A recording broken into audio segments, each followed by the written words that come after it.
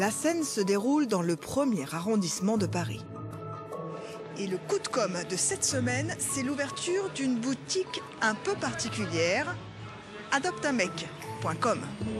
Ce soir-là, le site de rencontre basé sur le concept choc de la femme reine et de l'homme objet proposait de passer du virtuel au réel.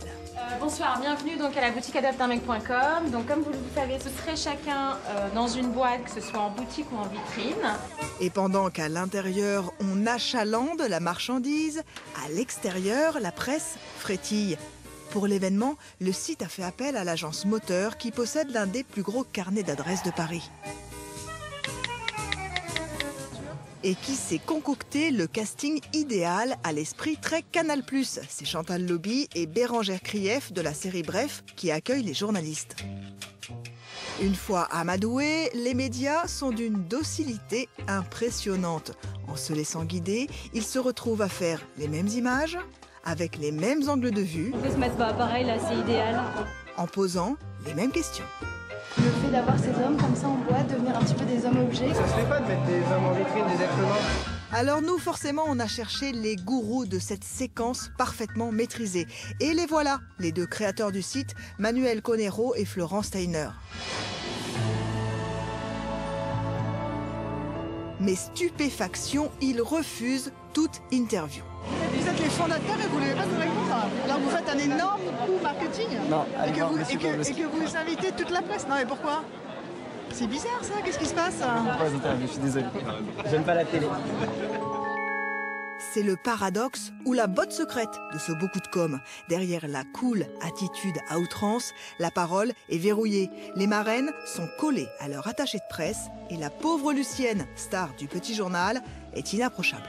Est-ce que Thomas vous a dit ce qu'il fallait dire aux médias ou pas? La main devant notre caméra, c'est celle de Thomas Pavlovski, le directeur marketing du site qui contrôle toute la com. Et emmène Lucienne loin de nous. Débauché d'énergie en 2011, c'est lui qui a créé la campagne de pub décapante de cet été. Qui peut résister à la texture légère et soyeuse d'une moumoute satinée? Laissez-vous tenter par la vie en orange. Et devant les caméras, Thomas se transforme en parfait VRP du site. Un site de rencontre, c'est pesant, on se fait chier, on vous culpabilise. Sur Adopte un mec, on se prend pas au sérieux, on vous culpabilise pas et vous vous marrez. Voilà la différence. Mais la force de la start-up, c'est de communiquer low cost. Une seule campagne en 4 ans et une soirée cette semaine hyper rentable. Ça coûte combien une soirée comme ça? Là, on doit être autour de 100 000 €, quelque chose comme ça. Vous les payez, ces jeunes hommes, là, ce soir? Pas du tout. L'occasion était trop belle. Ni une, ni deux. Nous, on a mené notre petite enquête. Oui, je serai payé donc pour ce soir, voilà. Je vais pas te dire ce qu'il en est, mais je sais que je serai payé. Et la seule marraine libre de parole, Chantal Lobby, a confirmé. Est-ce que vous avez été payé pour cette soirée? Bien sûr. Bah tiens. Bien? Bah normal. Bah tiens. Au final, le coup de com' est une réussite pour le budget comme pour l'image. Car les médias, repartis très vite, n'ont pas remarqué que quelques vrais célibataires venus vraiment trouver l'amour étaient restés sur le carreau. Qu'est-ce que vous faites ici tout seul? J'attends pour passer dans les boîtes. Ça fait longtemps que j'attends. Qu'est-ce qu'on vous dit? Rien. Le soir même, adopteunmec.com faisait frémir la toile.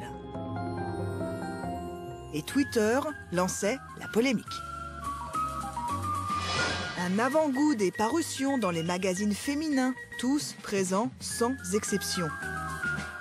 Et le site s'est aussi offert le petit écran, TF1, M6, jusqu'à la TNT.